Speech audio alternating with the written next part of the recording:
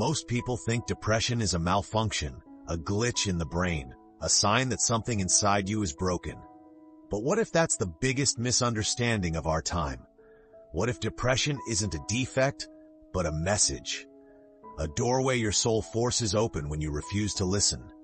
Because here's the truth, and almost nobody says it out loud.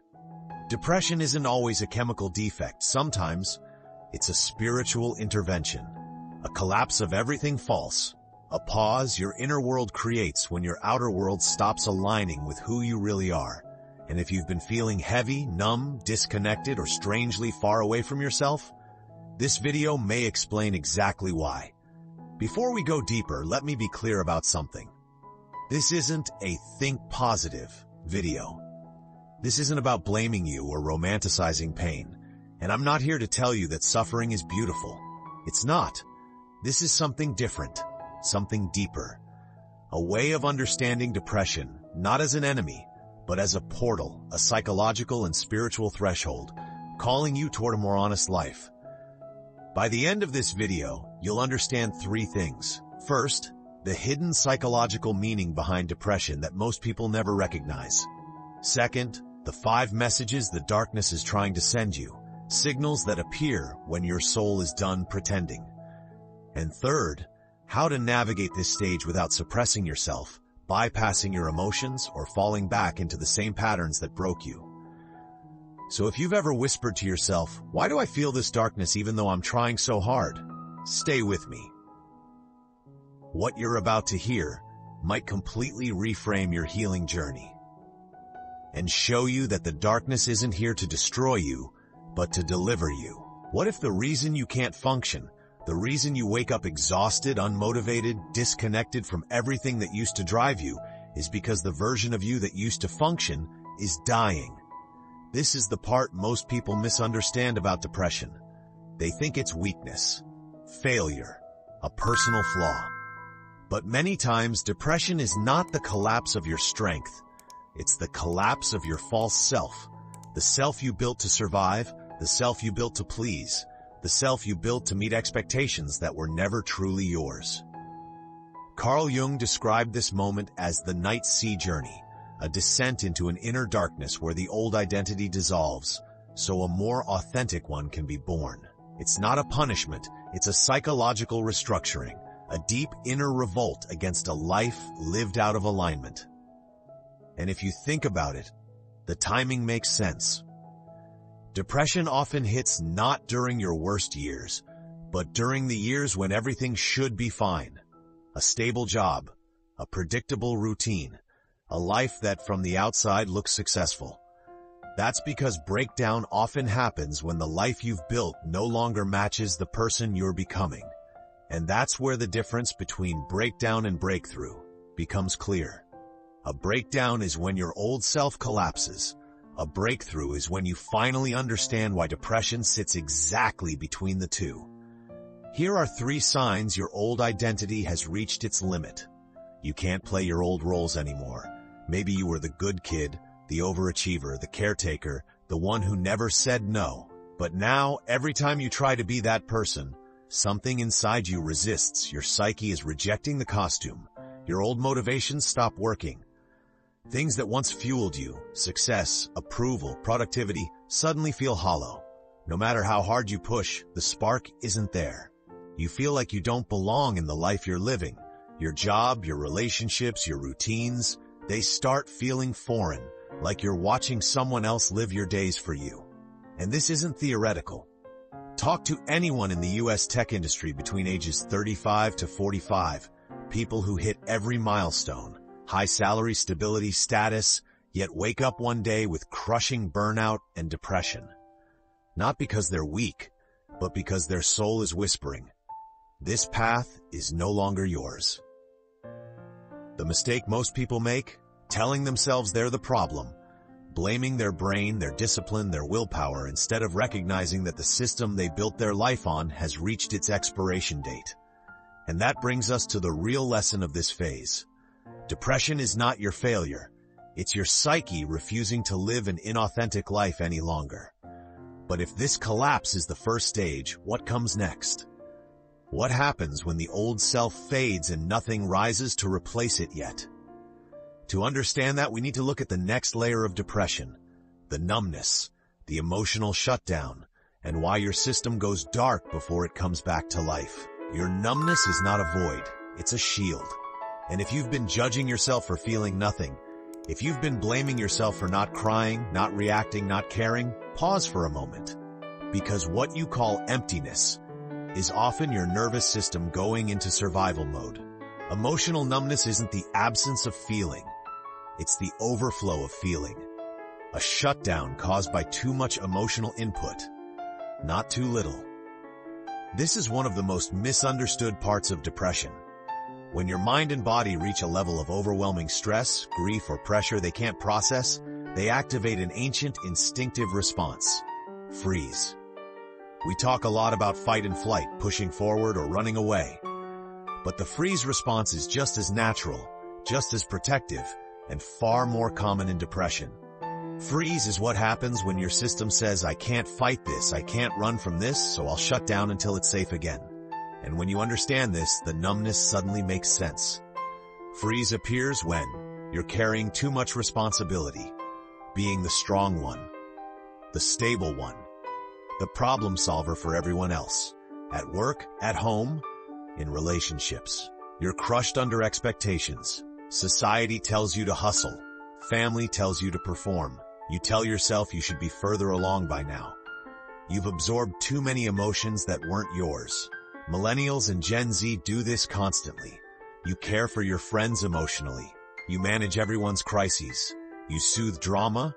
You become the unpaid therapist for people who never learned how to self-regulate. Eventually, your system hits capacity, and it shuts down, not because it's defective, but because it's protecting you from drowning in emotional overload. Here's the mistake many people make. They try to force themselves to feel something again. They push, pressure, and guilt themselves into reacting. But the harder you chase feelings, the deeper the shutdown becomes. You wouldn't yell at a computer for overheating. So why do we yell at ourselves?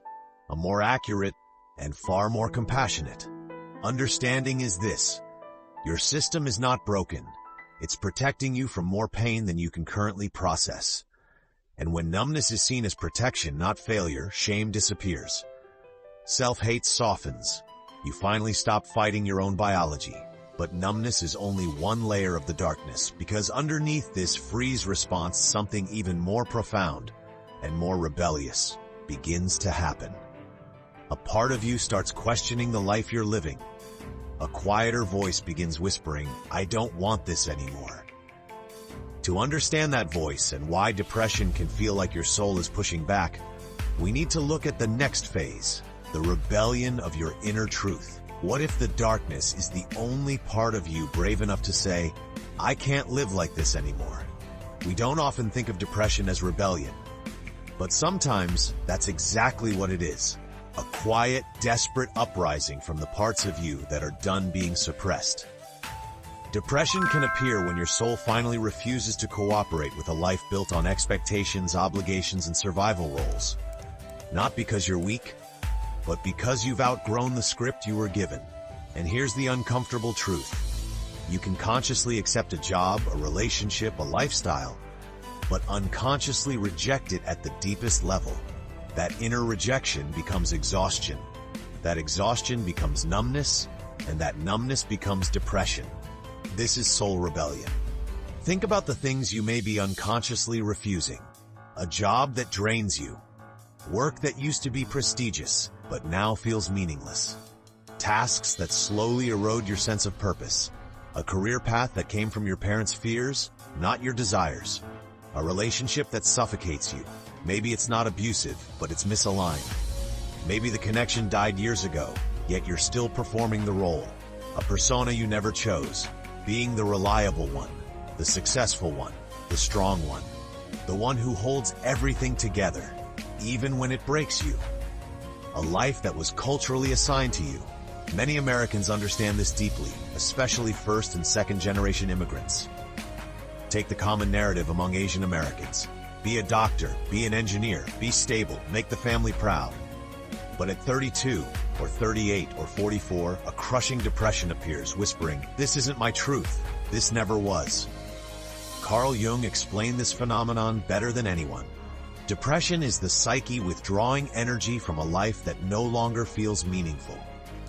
In Jungian psychology, libido doesn't mean sex. It means life force, the energy that moves you toward meaning. When it drains out of your career, your relationship, your daily routines, it's not because you failed. It's because your soul is redirecting your energy towards something more authentic. Yet here's the mistake almost everyone makes. Instead of listening, they double down. They work harder, smile more, perform success even more convincingly.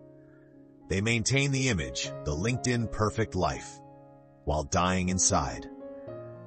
And the rebellion grows stronger, because depression doesn't want you to collapse. It wants you to stop living a life that collapses you. Here's the real lesson of this stage. Your depression might be trying to save you from a life that was never yours, but rebellion is only one dimension of the darkness. Once your soul withdraws from the false life, something else begins rising from underneath. The parts of you you've been avoiding, burying, or denying for years. To understand this deeper layer, we need to step into the realm of the shadow and explore what the darkness is trying to reveal. Depression is full of messages if you know how to decode them. Up to this point, we've talked about the collapse of your old self and the quiet rebellion of your soul. But there's another layer most people never mention, the layer many fear the most. Because when you fall into darkness, everything you've buried for years begins to rise. Not to torture you, but to be seen, to be processed, to be released. Depression is often not just a loss of motivation. It's shadow work, the work of the unconscious, where the parts of you that were exiled finally return to demand your attention. There are 4 common shadows that show up most intensely during this stage. The wounds you thought you outgrew, but really just froze in place. This is extremely common for American adults. You're 35, 40, 45, with a stable job and a clear career path, and suddenly depression pulls up memories from 20 or 30 years ago. Abandonment, emotional neglect, feeling unsafe, parents who were distant or overwhelmed. It comes back because, for the first time, you're strong enough to face it. Repressed anger. Many people with depression aren't numb because they lack emotion. They're numb because they've never been allowed to feel anger. Anger turned inward becomes fatigue, resignation, and shutdown. You're not angry. You just never gave yourself permission to feel it. Unprocessed grief. Old sadness, loss, heartbreak, disappointment never disappears. It piles up, and when it gets too heavy, it drags you down like an invisible anchor. The unlived life. This is the most painful shadow. The versions of yourself you never allowed to exist. The artist, the creator, the person who wanted to leave their hometown, the person who wanted to love differently, the one who wanted to break the family script, the one who wanted to live boldly, truthfully. Jung called this the unlived life, and it drains the soul more than anything else. Instead of blaming yourself, ask, what truth am I avoiding? What emotion have I forbidden myself to feel? Whose approval am I still chasing? These questions open doors. They turn darkness into a teacher. The biggest mistake? Blaming yourself. I'm weak, I'm broken, I shouldn't feel this. Instead of asking the real question, where did this emotion come from? When you ask the right question, the darkness finally speaks. Depression doesn't come to punish you. It comes to reveal what you're finally strong enough to face. And once you start listening to what the darkness is trying to show you, something else begins to emerge. Something almost no one understands. When darkness reveals the truth, the first spark of rebirth begins to appear. And that leads us into the next chapter, where depression doesn't just strip you down. It begins to rebuild you. What if your depression isn't asking you to suffer, but to transform? By the time you've collapsed, gone numb, rebelled against the false self, and faced the shadows you avoided for years, something begins to happen quietly, almost imperceptibly. You start to feel a shift, not a miracle, not a sudden burst of joy, but a subtle opening, like a door inside you that had been locked for a long, long time. This is the portal stage, the moment depression stops being a weight and starts becoming a guide. It's when you slowly begin returning to life in a different way. Not from obligation, not from ego, but from authenticity. Here's what the portal opening often looks like. You begin caring more about meaning than achievement. Success stops impressing you. Approval loses its power. You start craving experiences that feel real. Connection, purpose, slowness, presence. This is why many Americans going through burnout suddenly develop an interest in meditation, hiking, journaling, minimalism. They're not escaping life, they're reclaiming it. You can no longer tolerate the inauthentic, fake conversations, shallow relationships, work that goes against your values. You feel your body reject them. Not from rebellion anymore, but from clarity. You've tasted truth. You can't go back to pretending. You begin hearing your inner voice again. Not loudly, not perfectly. But there's a whisper, this is right, this isn't, this is the direction, this is the boundary, this is the voice that was drowned out by expectations, fear, pressure. And depression cleared the noise so it could return. You sense a major change coming, a shift in career, a boundary you're finally ready to set, a lifestyle change you've avoided for years. You don't fully understand it yet, but you can feel it. It's the soul preparing for a new chapter. So many Americans in their 30s and 40s experience this. Years of corporate grind, years of anxiety, numbness, depression. Then one day, a quiet clarity appears. They leave the job that was never theirs. They simplify their life. They start therapy, meditation, or creative work, and slowly, shockingly, their depression fades. Not because they fixed themselves, but because for the first time they're living a life aligned with who they truly are. Going back to your old life too. So returning to the same pace, the same roles, the same expectations, just because it feels familiar. The portal only stays open if you walk through it. Depression is not the end of your story. It's the invitation to start living the real one. And when you recognize depression as a portal, not a curse, something incredible happens. You stop fighting the darkness and start following where it leads. Now that all 5 messages of the darkness are clear, there's one final truth left. The truth that ties everything together and reshapes the entire healing journey. That's where we're headed next. The outro. The reframe that changes everything. If you've stayed with me through this entire journey, through the collapse, the numbness, the rebellion, the shadow, and the opening of the portal, then you already know this truth. Depression isn't always an ending. Sometimes it's an initiation, a threshold between who you used to be and who you're finally becoming. For some people, it begins as exhaustion. For others, as emotional shutdown. For others, as a quiet but powerful sense of, I can't keep living like this.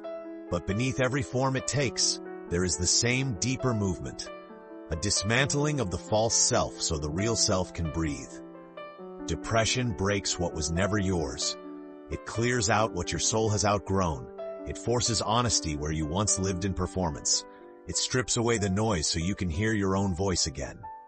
And when you understand depression as a portal, a passage, not a prison, something shifts inside you. You stop fighting yourself, you stop blaming yourself, you stop assuming something is wrong with you, and start asking what is being reborn through you. Because one day, maybe sooner than you think, you might look back and realize the darkest chapter wasn't where you died. It's where you finally began. If this video made something click inside you, comment I'm listening now. And if you want more videos about awakening shadow work and soulful psychology, subscribe. This journey is lighter when we walk it together.